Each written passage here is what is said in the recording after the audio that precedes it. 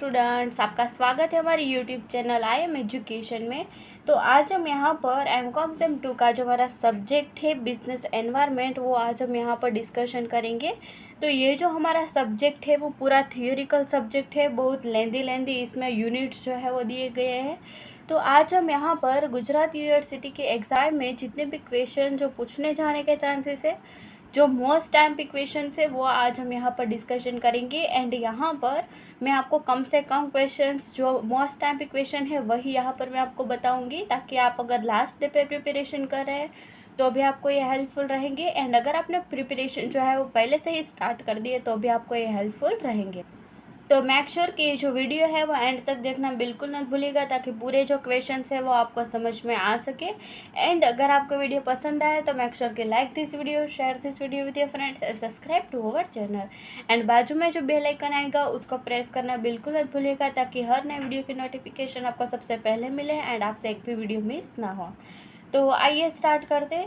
तो यहाँ पर ये जो आईएमपी क्वेश्चन है जो आज हम यहाँ पर डिस्कशन करने वाले हैं, तो यहाँ पर हम कम से कम क्वेश्चंस जो है वो देखेंगे कि कौन कौन से मोस्ट आईएमपी क्वेश्चन है। एंड एग्ज़ाम पूरी होने के बाद ये जो आईएमपी के वीडियो है उनका रिव्यू आप मुझे कमेंट्स में बताना बिल्कुल मत भूलिएगा कि आपको हमारी जो आईएमपी है वो कैसी लग रही। ओके, तो आइए स्टार्ट करते हैं। तो फर्स्ट ऑफ ऑल हमारा जो यूनिट नंबर 1 है एनालिसिस ऑफ बिजनेस एनवायरनमेंट, उनके जो मोस्ट टाइम पे क्वेश्चन है वो देख लेते हैं।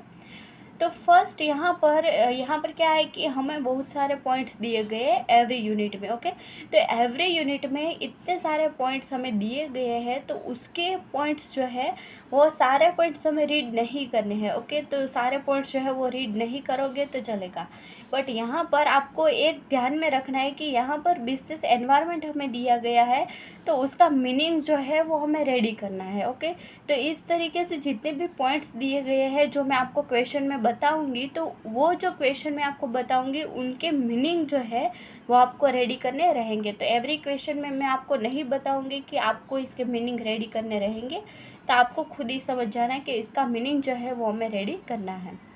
तो फर्स्ट यूनिट जो है उसमें हमारा जो पहला क्वेश्चन है जो मोस्ट टाइम क्वेश्चन है वो है यहाँ पर हमारा जो सेकंड नंबर है टाइप्स ऑफ बिजनेस एनवायरनमेंट, वो हमें यहाँ पर पूछे जा सकते हैं। तो इसके 2 टाइप्स है, वो आपको अलग अलग भी पूछे जा सकते हैं और इसको कंबाइन भी पूछा जा सकता है। ओके, तो ये पहला है। तो यहाँ पर ये जो मोस्ट टाइम इक्वेशन है वो गुजरात यूनिवर्सिटी की एग्ज़ाम के लिए हम Gujarati medium and English medium दोनों में यहाँ पर मैं आपको बताऊँगी। तो ये जो वीडियो है वो दोनों मीडियम के स्टूडेंट्स के लिए हेल्पफुल रहेगा। तो यहाँ पर ये जो टाइप्स है तो इसका मीनिंग क्या हुआ, तो बिजनेस एनवायरनमेंट का मीनिंग भी आपको रेडी करना रहेगा। ओके, तो types of business environment and Gujarati में इसको क्या बोलेंगे, तो धंधाकीय पर्यावरणना प्रकारों। तो ये हो गया हमारा फर्स्ट क्वेश्चन। सेकंड क्वेश्चन की हम बात करें तो वो आ सकता है 9 नंबर का पॉइंट जो है टेक्निक्स फॉर एनवायरमेंटल एनालिसिस। इसको कंबाइन करके भी पूछा जा सकता है। कैसे पूछा जा सकता है, तो टेक्निक्स और एनवायरमेंट एनालिसिस, इसके टेक्निक्स, इम्पोर्टेंस एंड लिमिटेशन, ये तीनों कंबाइन करके भी पूछा जा सकता है। तो इसको मैं अगर आपको कंबाइन करके बताऊँ तो 9 नंबर का पॉइंट जो है टेक्निक्स फॉर एनवायरमेंटल एनालिसिस, इसके बाद का जो है वो है limitation of environmental analysis, and third जो है वो है इम्पोर्टेंस ऑफ एनवायरमेंटल एनालिसिस जो है हमारा 14 नंबर का पॉइंट। ओके, तो 9, 14 एंड 15। एंड गुजराती में इसको क्या बोलेंगे, तो गुजराती में इसको बोलेंगे पर्यावरण लक्षी पूर्वानुमान माटेनी रीतो या फिर तकनीकों एंड उसके मर्यादाओं एंड महत्व। ओके, तो इस तरीके से पूछा जा सकता है। सेम तरीके से पर्यावरण लक्षी विश्लेषणનું महत्व, तकनीकों અને मर्यादाओं, यानी कि टेक्निक्स फॉर एनवायरमेंटल फोरकास्टिंग, उसके लिमिटेशंस एंड उसके जो इम्पोर्टेंस होते हैं वो भी पूछे जा सकते हैं। इन शॉर्ट आपको environmental analysis and environmental forecasting के इम्पोर्टेंस, लिमिटेशन एंड टेक्निक्स जो है वो आपको रेडी करने रहेंगे। ओके, तो ये हो गए हमारे इतने क्वेश्चंस जो है 9 नंबर का पॉइंट, देन आ गया 15 नंबर का पॉइंट, 14 नंबर का पॉइंट, देन है 13 नंबर का पॉइंट। एंड यहाँ पर इतने पॉइंट्स जो है वो आपको रेडी करने हैं। ओके, नेक्स्ट क्वेश्चन जो है एंड यूनिट नंबर 1 का लास्ट क्वेश्चन की हम बात करें तो वो आ सकता है characteristics and goals of a business. यानी कि बिजनेस के कौन कौन से गोल्स है वो यहाँ पर हमें बताने हैं। And characteristics of business environment वो हमें यहाँ पर स्टेट करने रहेंगे।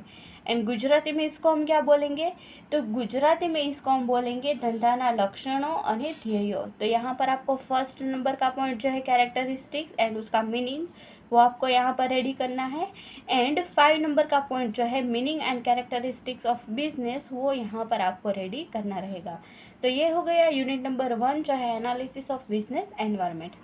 सेम तरीके से हम यहाँ पर यूनिट नंबर 2 जो है टाइप्स ऑफ बिजनेस एनवायरनमेंट उसके कौन कौन से आईएमपी क्वेश्चन है वो हम देख लेते हैं। तो इसमें हम आईएमपी क्वेश्चन की बात करें तो फर्स्ट हमारा जो क्वेश्चन है वो है फर्स्ट नंबर का पॉइंट जो है इकोनॉमिक एनवायरनमेंट उसका मीनिंग एंड एलिमेंट्स।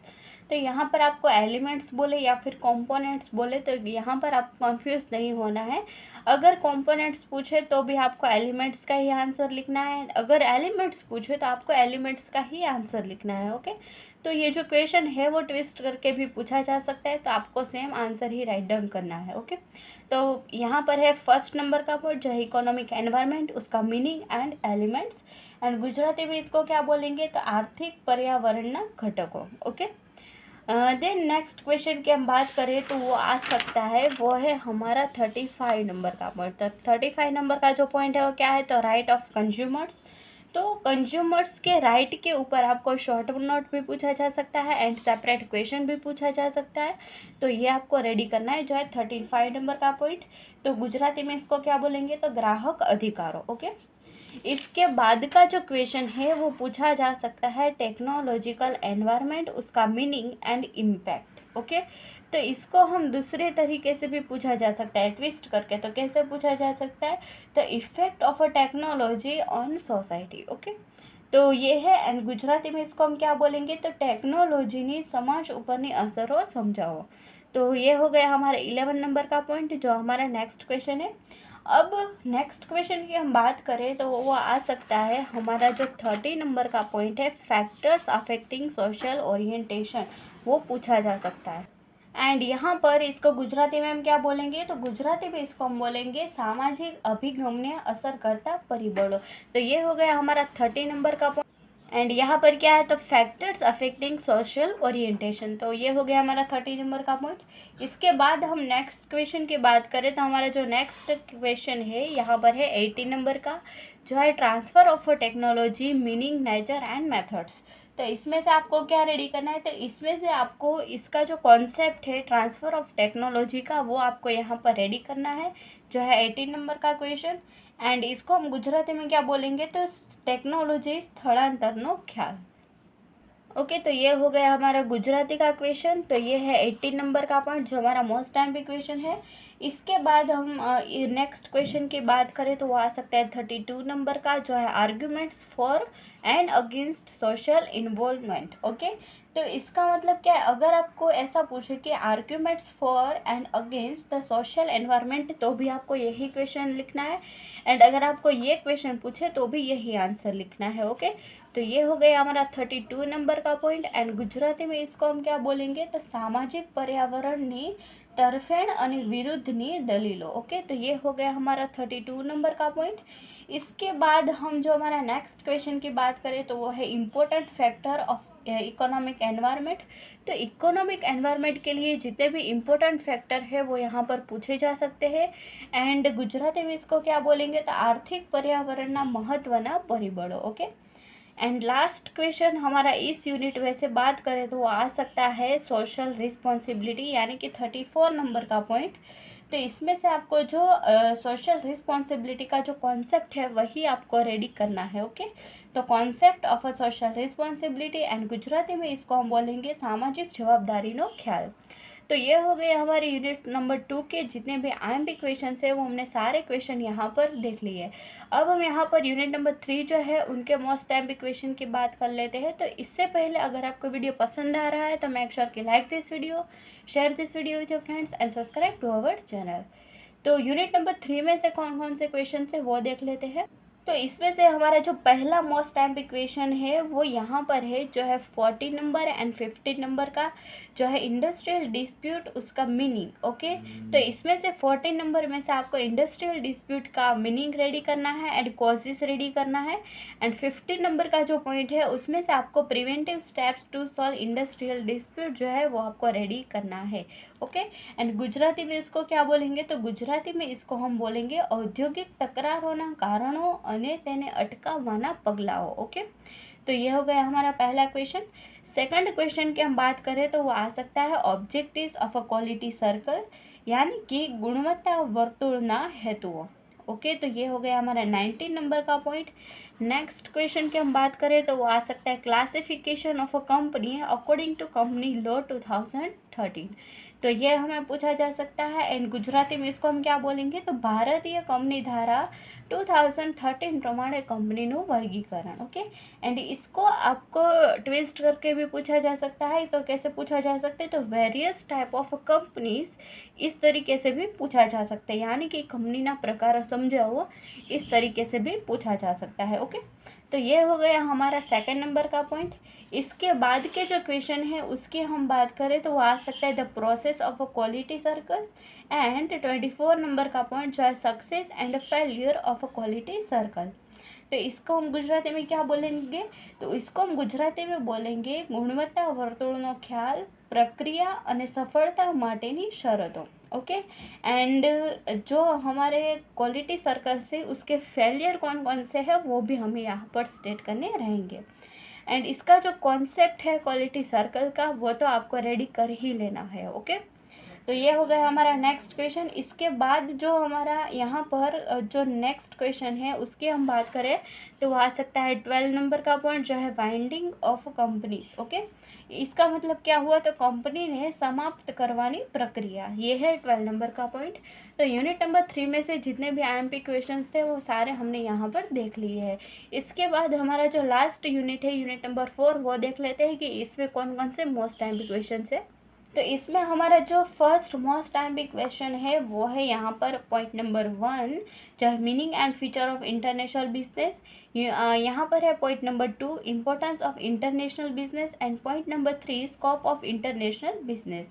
तो ये तीनों पॉइंट जो है 1, 2 एंड 3 वो यहाँ पर आपको रेडी करना है।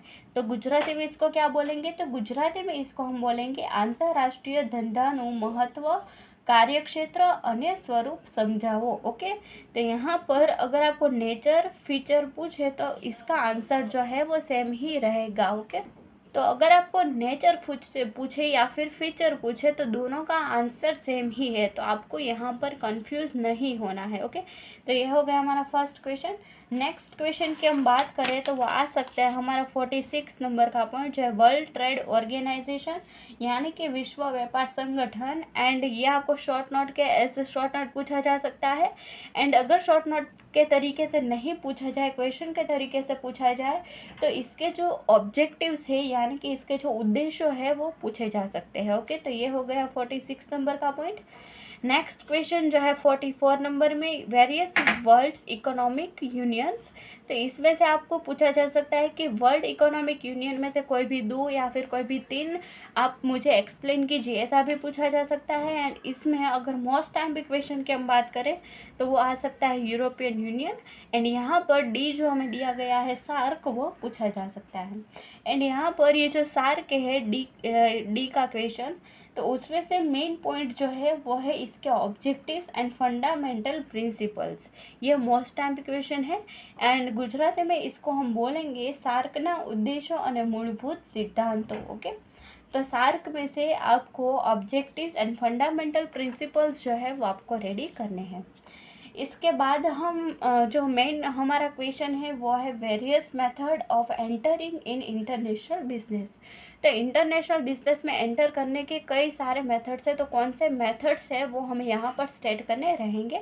एंड इसको हम गुजराती में क्या बोलेंगे, तो आंतरराष्ट्रीय व्यापार में प्रवेशवानी रीतों। नेक्स्ट क्वेश्चन हम बात करें तो वो आ सकता है हमारे जो ट्रेड रेगुलेटिंग बॉडी से, जो यहाँ पर हमें 45 नंबर के पॉइंट पे दिया है ट्रेड रेगुलेटरी बॉडी। एंड यहाँ पर 46 से लेकर यहाँ पर 50 तक ये सारी जो है वो ट्रेड रेगुलेटरी बॉडी हमें यहाँ पर दिए गए हैं। तो क्वेश्चन में आपको ऐसा भी पूछा जा सकता है कि कोई भी 2 या फिर कोई भी 3 ट्रेड रेगुलेटरी बॉडी है वो आप मुझे एक्सप्लेन कीजिए। तो इस तरीके से भी पूछे जा सकते हैं। And as a short note इसमें से कोई भी पूछा जा सकते हैं, तो आपको ये एक बार रीड कर लेना है। ओके, तो गुजराती में क्या पूछा जा सकता है, तो गमे ते 2 या फिर गमे ते 3 व्यापार नियमन संस्थाओं समझाओ। एंड लास्ट क्वेश्चन है जो यहाँ पर हमें पूरा क्वेश्चन साथ में नहीं दिया गया है, डिफरेंट दिया गया है। तो कौन सा क्वेश्चन है, तो वो है free trade versus protection policies in international business. And Gujarati में इसको हम बोले तो आंतरराष्ट्रीय व्यापार में मुक्त व्यापार विरुद्ध संरक्षण नीतिओ टीकात्मक रीते चर्चवानी पूछी सके। ओके, तो ये हो गए हमारे यूनिट नंबर 4 के जितने भी मोस्ट टाइम पे क्वेश्चन है वो सारे हमने यहाँ पर डिस्कशन कर लिए हैं। आई होप कि सारे क्वेश्चन जो है वो आपको समझ में आए होंगे। एंड अगर आपको कोई भी प्रॉब्लम रहती है तो मेक श्योर कि just let me in the comment section and you will get answer as soon as possible. And अगर आपका वीडियो पसंद आया है तो मेक श्योर कि like this video, share this video with your friends and subscribe to our channel. तो मिलते हैं नेक्स्ट वीडियो में, टिल देन थैंक यू।